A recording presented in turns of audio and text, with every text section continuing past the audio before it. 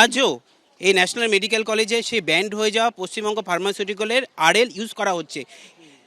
গত 7 তারিখ স্বাস্থ্য দপ্তরের বিজ্ঞপ্তি বলছে এই আরএলকে এক্ষুনি বন্ধ করতে হবে এবং লোকাল পারচেস করে আরএল সরবরাহ করতে হবে। কিন্তু তা সত্ত্বেও আমরা যেখানে এই মর্মান্তিক ঘটনা ঘটে যাওয়ার পরেও এই যে হাসপাতাল, এই স্বাস্থ্য দপ্তরের যে ঘুম ভাঙেনি, যে আজ সেটার প্রমাণ আজকেও পেশেন্টদের প্রসূতি মা যাদের সিজার হচ্ছে সে মাদের সেই আরএল ব্যান্ড হয়ে যাওয়া পশ্চিমবঙ্গ ফার্মাসিউটিক্যাল আরএল ইউজ হচ্ছে। ক্যান্সারে নেই আর ভয়, NCRI হবে এর জয়। আপনাদের ভরসা নেতাজি সুভাষচন্দ্র বোস ক্যান্সার হসপিটাল। দেখো, স্বাস্থ্য দপ্তরের তরফ থেকে যে নির্দেশিকা জারি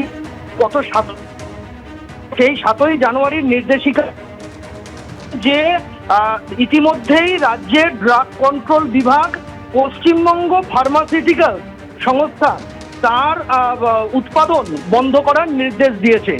তার ফলে এই সংস্থা আমাদের রাজ্য সরকারকে যে 14 ধরনের ওষুধ সরবরাহ করে থাকে, 14টা আইটেম তার সরবরাহ করে থাকেন আমাদের রাজ্য সরকারকে, স্বাস্থ্য ভবনকে। তো এই 14টা আইটেম এই মুহূর্তে এই সংস্থার তৈরি প্রোডাক্ট ব্যবহার করতে নিষেধ করা হয়েছে।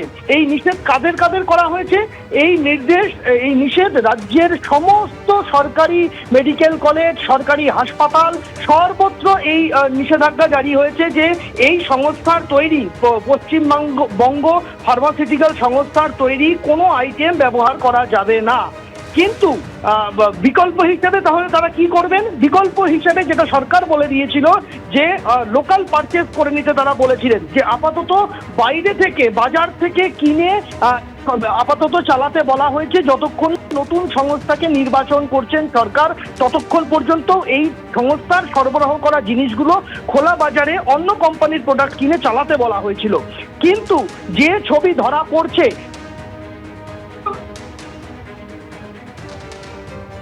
না, সন্দীপের সঙ্গে আমাদের যোগাযোগ বিচ্ছিন্ন হচ্ছে যান্ত্রিক গোলযোগের কারণে। সন্দীপের সঙ্গে আমরা যোগাযোগ করব, তবে আপনাদেরকে জানিয়ে রাখি, যেরকম আমাদের প্রতিনিধি জানাচ্ছিলেন যে এই যে সংস্থা, কালো তালিকাভুক্ত সংস্থা পশ্চিমবঙ্গ ফার্মাসিউটিক্যালসের 14টা আইটেমই ব্যবহারে নিষেধাজ্ঞা জারি করা হয়েছিল, কিন্তু তারপরেও দেদার ব্যবহার করা হচ্ছে এই পশ্চিমবঙ্গ ফার্মাসিউটিক্যালসের রিঙ্গার ল্যাকটেট স্যালাইন।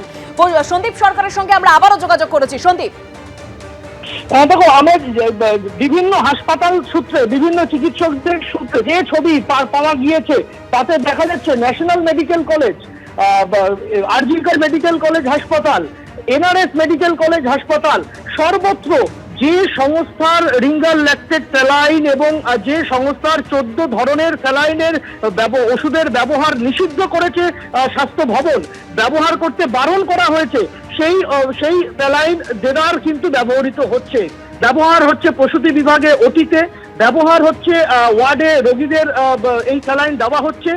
শুধুমাত্র রিঙ্গার ল্যাকটেট নয়, পশ্চিমবঙ্গ ফার্মাসিউটিক্যাল সংস্থার তৈরি অন্যান্য যে সমস্ত স্যালাইন সেগুলিও দেদার দেওয়া হচ্ছে বলে আমাদের কাছে বিভিন্ন চিকিৎসকদের সূত্রে পাওয়া ভিডিওতে আমরা দেখতে পাচ্ছি। ফলে স্বাভাবিকভাবেই প্রশ্ন উঠছে, যে সংস্থার প্রোডাক্ট ব্যবহার করতে নিষেধ করা হয়েছে 7ই জানুয়ারি স্বাস্থ্য ভবনের তরফে, তারপরে মেদিনীপুর মেডিকেল কলেজে এত বড় একটা কাণ্ড ঘটে গেল। এই সংস্থার তৈরি স্যালাইন, তার গুণগত মান নিয়ে প্রশ্ন উঠেছিল এবং সেই স্যালাইন ব্যবহারের জেরেই প্রসূতি মৃত্যুর ঘটনা বলে অভিযোগ সামনে এসেছিল।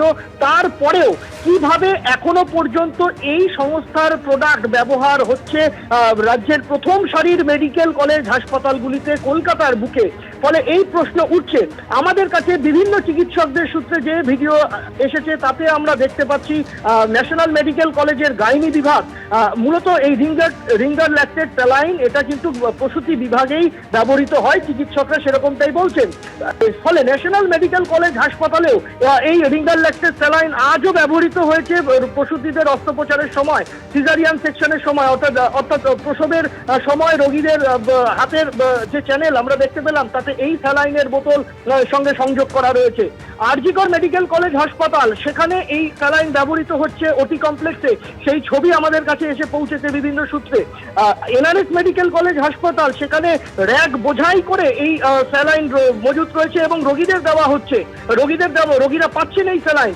আমাদের কাছে হুগলির একটি হাসপাতাল থেকে চিকিৎসকদের সূত্রে যে ভিডিও আমরা পেয়েছি তাতে দেখতে পাচ্ছি সেখানে ব্যবহার হচ্ছে এই পশ্চিমবঙ্গ ফার্মাসিউটিক্যালসের রিঙ্গার ল্যাকটেড স্যালাইন। ফলে এই প্রশ্নটা উঠছে যে তাহলে সতর্কতা কোথায় গেল, কি পদক্ষেপ হলো?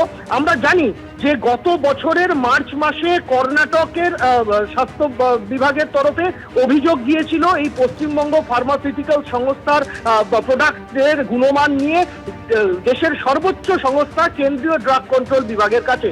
তারপর তদন্ত কমিটি গঠন হয়, কেন্দ্রীয় ড্রাগ কন্ট্রোল বিভাগ, কর্ণাটক সরকারের প্রতিনিধিরা এবং আমাদের রাজ্যের ড্রাগ কন্ট্রোল বিভাগ, তিন পক্ষ মিলে যৌথ তল্লাশি অভিযান চলেছিল উত্তর দিনাজপুরের চোপড়াতে পশ্চিমবঙ্গ ফার্মাসিউটিক্যালসের কারখানায় এবং তাদের শিলিগুড়ির দপ্তরে, এবং তারা এই স্টেরিলাইজেশন এবং অন্যান্য যে গুণমান বজায় রাখা উচিত সেই গুণমান বজায় না রেখে তারা এই স্যালাইন উৎপাদন করছিলেন, ওষুধ উৎপাদন করছিলেন বলে অভিযোগ ওঠে, যে কারণে সেই সংস্থার উৎপাদন বন্ধের নির্দেশ দেওয়া হয়েছিল রাজ্যের ড্রাগ কন্ট্রোল বিভাগের তরফে।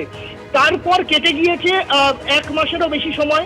এই নিষেধাজ্ঞা, স্টপ প্রোডাকশনের নিষেধাজ্ঞা জারি হয়েছিল ডিসেম্বর মাসের 10, ঠিক 28 দিন পর 7ই জানুয়ারি আমাদের রাজ্য সরকার, রাজ্যের স্বাস্থ্য দপ্তরের